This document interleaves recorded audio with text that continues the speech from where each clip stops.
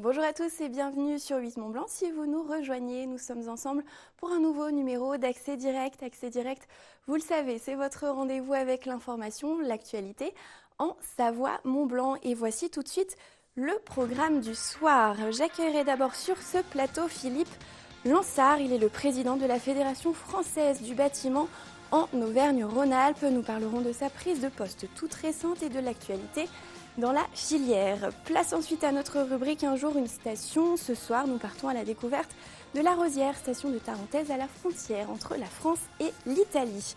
Enfin, nous rencontrerons Claude Porret. Il a survécu à un double AVC. Il a écrit un livre sur son histoire. Il nous le présentera. Mais avant ses invités, j'accueille Fanette pour les titres du JT. Salut Victoria. Salut Fanette. Ce soir, dans le journal, on parle d'abord d'une autre station, c'est celle de Daillon Margeria. C'est ça.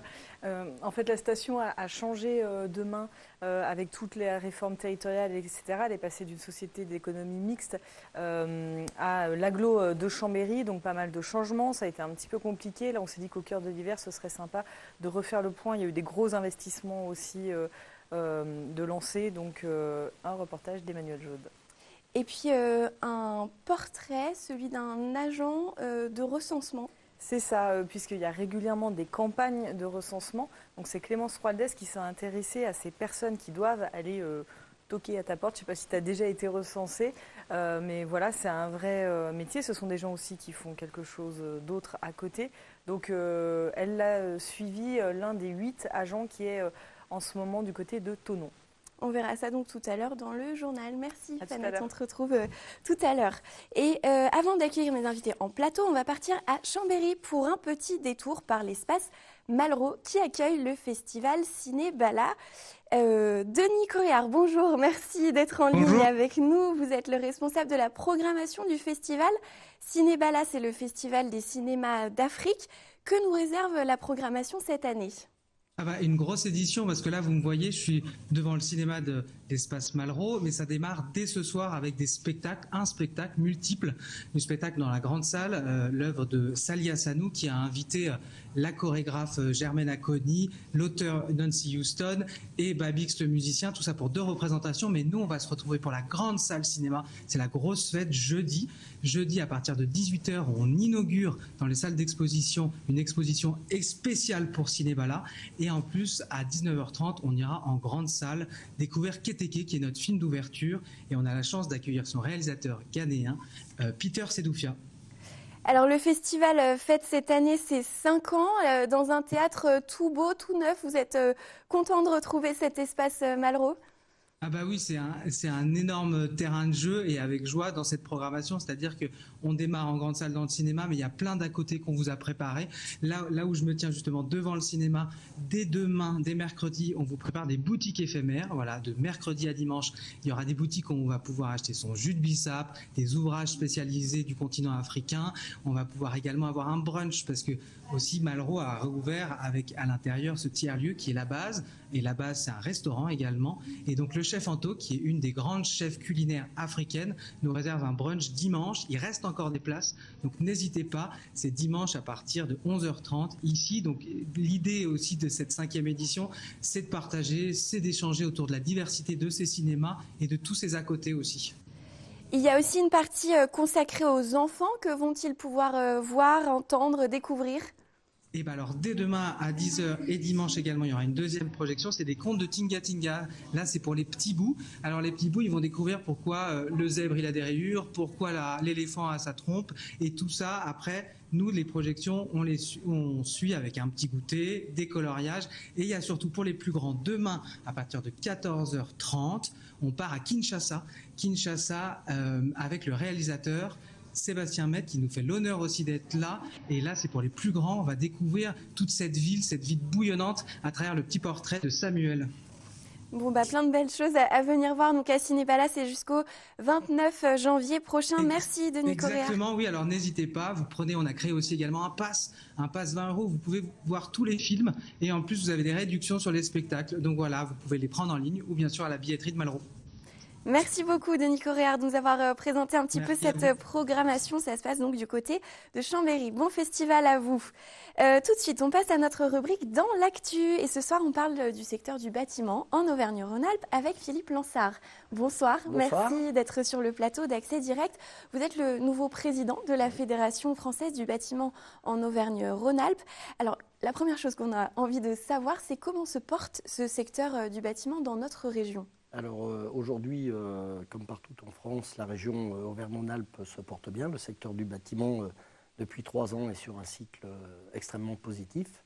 Et 2019 l'a été, et on espère aussi que 2020 le sera, et on a plutôt des bonnes prévisions. Alors par contre, j'ai vu que l'activité des artisans du bâtiment a reculé donc, au dernier trimestre 2019, notamment en Île-de-France, PACA, dans les Hauts-de-France également. Est-ce que c'est aussi le cas dans notre région? Non, c'est moins le cas dans notre région. Notre région pèse extrêmement lourd dans le secteur, 12% de l'activité. C'est la région 12-12, on a 12% un petit peu partout au niveau des emplois et de l'activité. Et les artisans de la région Auvergne-Rhône-Alpes bénéficient de la dynamique générale de notre région.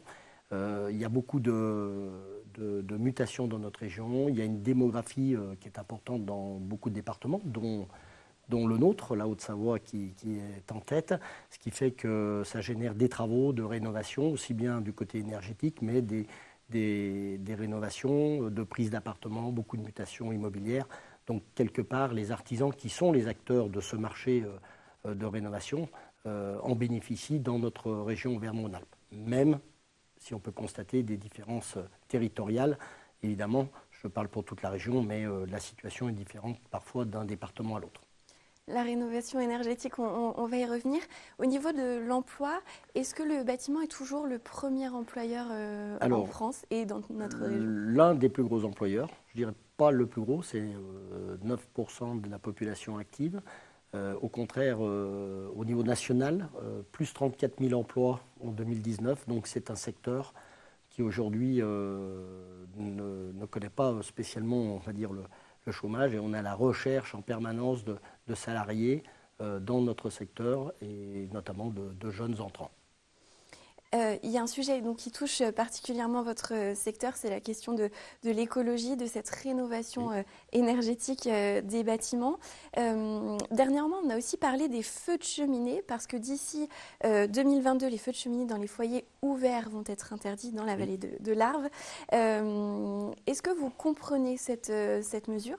Alors, on la comprend d'un point de vue effectivement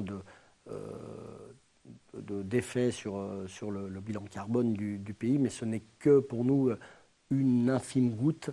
C'est l'addition de plein de choses qui permettra de réduire la consommation, sachant que le principal intérêt concernant le bâtiment, c'est la réduction de la consommation des bâtiments existants, puisqu'il faut bien le reconnaître, le bâtiment représente 40% de la consommation nationale, et l'axe doit rester là-dessus.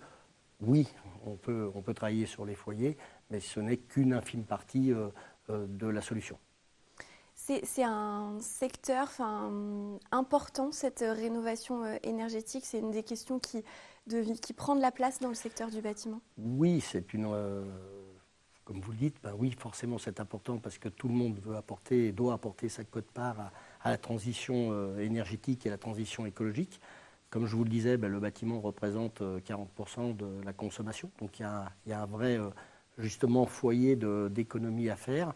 Donc c'est important, et c'est donc un marché d'avenir pour les entreprises du bâtiment qui vont devoir accompagner ces rénovations énergétiques, rendre ces bâtiments plus performants pour l'avenir et réduire notre consommation énergétique nationale. Il y a aussi une volonté de la part de l'État de maîtriser l'étalement urbain et foncier. On pense dans nos départements, surtout à la Haute-Savoie, la pression est assez importante, avec 10 000 personnes en plus à loger chaque année. Comment cette volonté de limiter l'étalement urbain impacte votre secteur? Est-ce que c'est une problématique à laquelle vous réfléchissez? Alors, oui, parce que du coup, nous devons intervenir sur la notion de densification. Vous citiez la Haute-Savoie, évidemment, qui a un problème de foncier. En plus, on est des départements très montagneux, donc limiter forcément au niveau du foncier. Donc on participe à la densification des bâtiments, donc en faisant des bâtiments soit plus hauts, soit des maisons mitoyennes, plein de solutions qui permettent effectivement de densifier, d'utiliser moins de terrain pour construire et puis absorber cette démographie galopante de la région. Vous citiez bien sûr les chiffres à nouveau du département le plus fort, mais le seul moyen, c'est la densification pour éviter effectivement d'utiliser du terrain au détriment soit de la nature, soit des terres agricoles ou pour d'autres utilisations. Donc notre participation, c'est de trouver des solutions pour mettre plus de monde dans moins d'espace.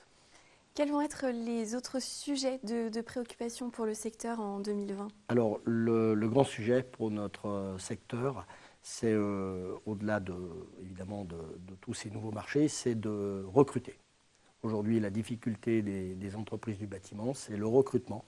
On est un secteur en tension, donc malgré nos efforts pour avoir des jeunes, des centres de formation, des apprentis, aujourd'hui, la vraie difficulté à notre croissance et à la réponse aux besoins, c'est de trouver du personnel, et notamment du personnel qualifié, parce que nous avons une pyramide des âges relativement défavorable, donc beaucoup de départs à la retraite, et donc demain, il y a vraiment une possibilité de trouver de l'emploi pour les femmes et les hommes dans le bâtiment. Et c'est notre axe principal dans les prochaines années, d'accompagner nos entreprises pour recruter des hommes et des femmes pour remplacer à la fois ce départ, ce papy-boom qui va nous tomber dessus. Est-ce que ça veut dire qu'il y a un manque de formation ? Il manque des formations pour le bâtiment ? Non, l'outil de formation est présent.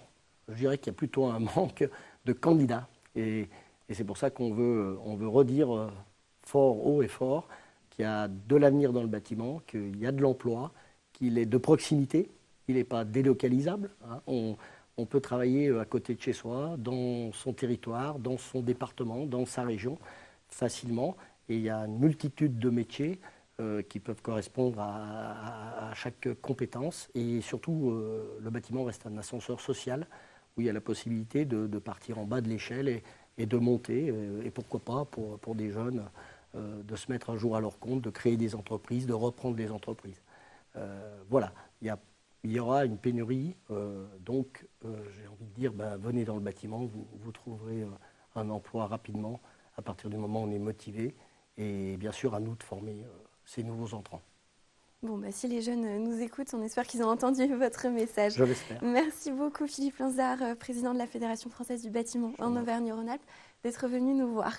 Et bonne continuation à vous. Je vous remercie. Bonsoir. Bonsoir. On va passer à la rubrique Un jour, une station, avec ce soir la station de la Rosière. Et Jérémy Silva, bonsoir, bienvenue sur le plateau d'Accès Direct. Vous êtes le directeur de l'Office de tourisme de la Rosière. Et l'année dernière, sur ce plateau, vous nous aviez dit que la Rosière était une des stations les plus enneigées de France. Est-ce que c'est toujours le cas ? C'est toujours le cas. On a encore beaucoup de neige à la Rosière, malgré le fait que voilà, les chutes remontent un petit peu.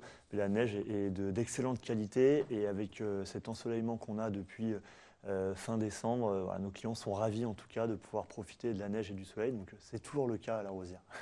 Vos clients, ils ont découvert aussi ce Mont Valaisan, le nouveau secteur de votre domaine skiable que vous avez étendu. Est-ce que vous avez fait un premier bilan de cette étendue du domaine ? Oui, bien sûr, il y a eu déjà des chiffres.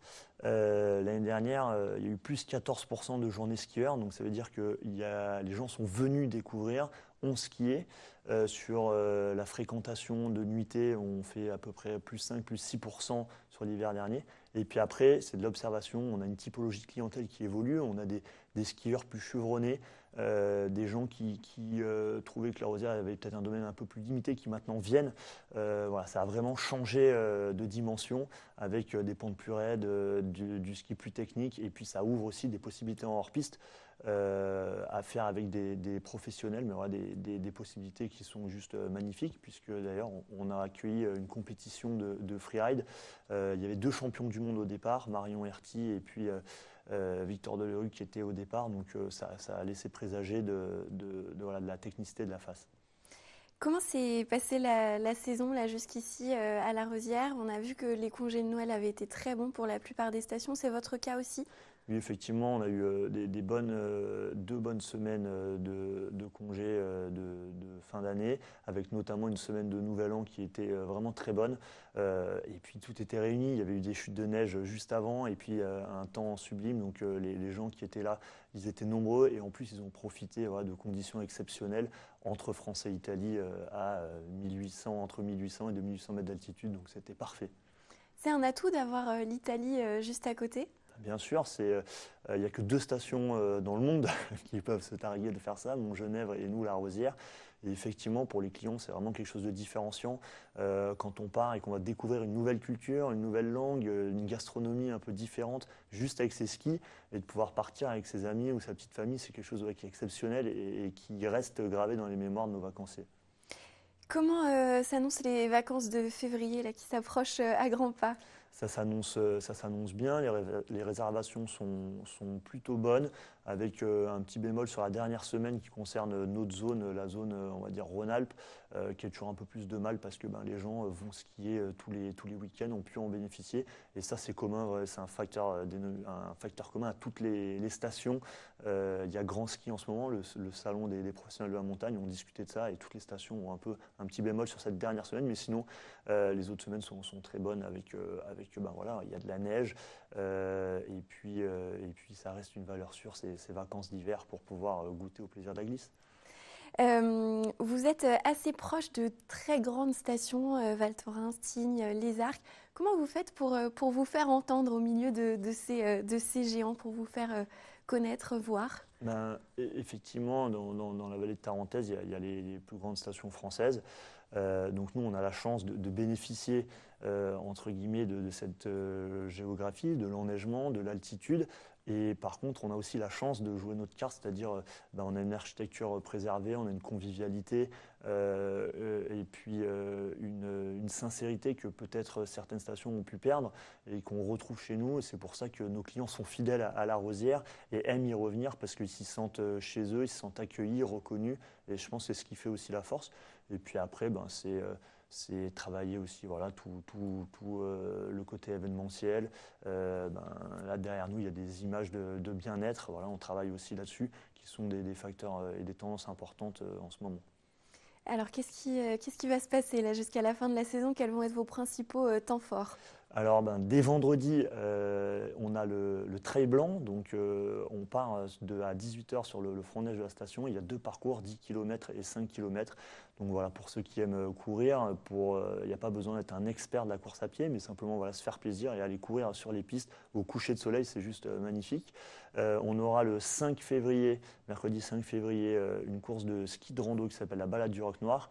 Et puis, on aura aussi la Coupe du Monde de ski alpin féminine, une descente du côté de la Tuile, donc le domaine relié à l'espace San Bernardo, avec la Coupe du Monde donc féminine sur la fameuse piste Franco Berto en Italie. Donc ça vaudra le détour. Donc voilà, déjà là, il y aura de quoi faire, puis toutes les animations au quotidien pour notre clientèle.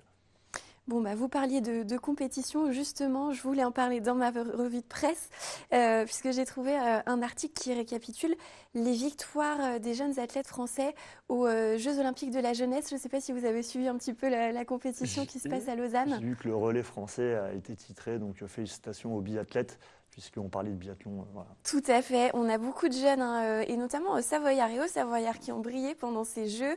En tout, donc pour le moment, on a 11 médailles au niveau français.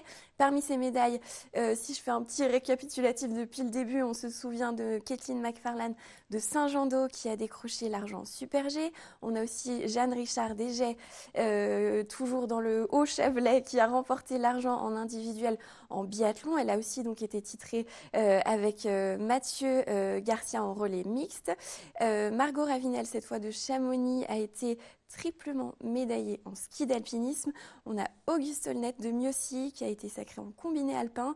Et puis sur le tremplin du stade des Tuffes, c'est du côté des Rousses, l'équipe de saut à ski qui compte un Savoyard de Courchevel dans ses rangs a décroché la médaille de bronze ce 20 janvier.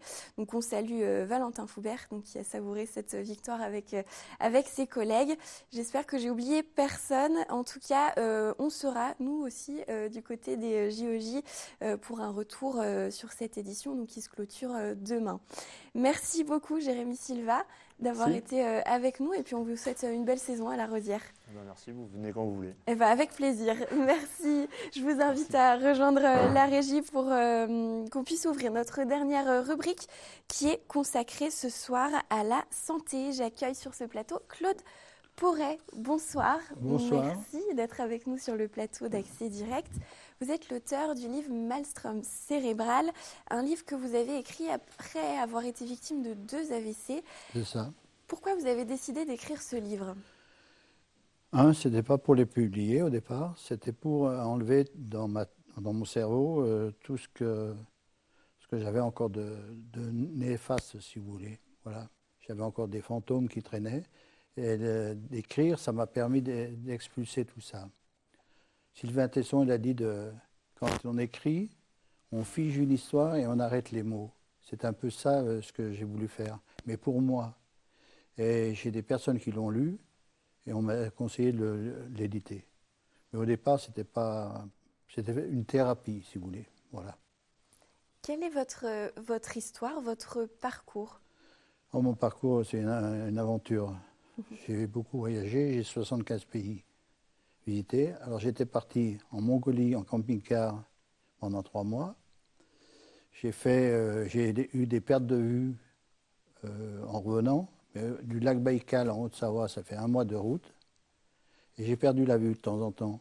Mais on ne s'affole pas, on dit c'est la fatigue, c'est les routes, c'est la circulation. On cherche toujours un exutoire. Quoi. Oui. Alors voilà, et puis après, je suis arrivé en Haute-Savoie, chez moi, et j'ai eu un problème du côté gauche. Et mon épouse a vu tout de suite, elle est dans la médecine, elle a vu tout de suite que j'avais un petit rictus, mais très peu. Elle m'a fait parler et je n'ai pas pu répondre, si vous voulez, comme une personne qui a bu. Et à 2h du matin, je ne bois pas. Voilà. Et elle m'a appelé le 15 tout de suite et on m'a emmené. Le deuxième, je l'ai fait à l'hôpital. Comment on se remet de 2 AVC ? Comment on vit après ça ? Alors, c'est du travail et du travail.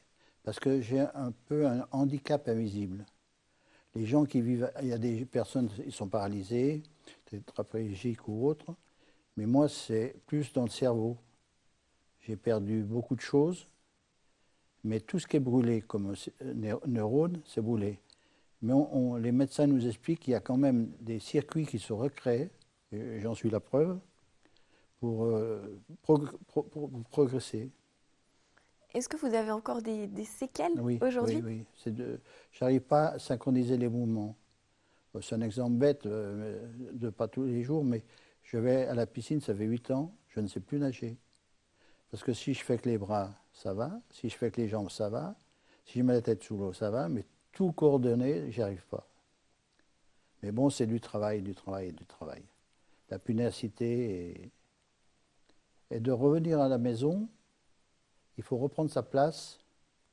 Parce que la maison, enfin notre maison, on ne le reconnaît pas. Il faut reprendre sa place. Les médecins m'avaient dit, il faut que tu reprennes la place dans ta maison. C'est vrai, c'est un endroit étranger après, au bout de 2 mois et demi. Est-ce que vous avez eu des retours sur votre livre ? Est-ce qu'il a aidé des personnes à traverser ça ? Oui, parce qu'on lit, ce récit est à mettre en toutes les mains. On n'est pas obligé d'avoir fait un AVC pour lire ce livre. Déjà, c'est un livre gai. Il y a plein de jeux de mots. Alors, est-ce que c'est le conscient, l'inconscient, le subconscient qui jouait ? Je ne sais pas. Mais j'arrivais à sortir des choses assez originales, quoi, voilà. Bon, déjà, j'ai même manié les mots avant, et là, ça amplifié. Et si vous voulez, tous ces jeux de mots, je pense que c'est la soupape de sécurité, comme sur le cocotte-minute.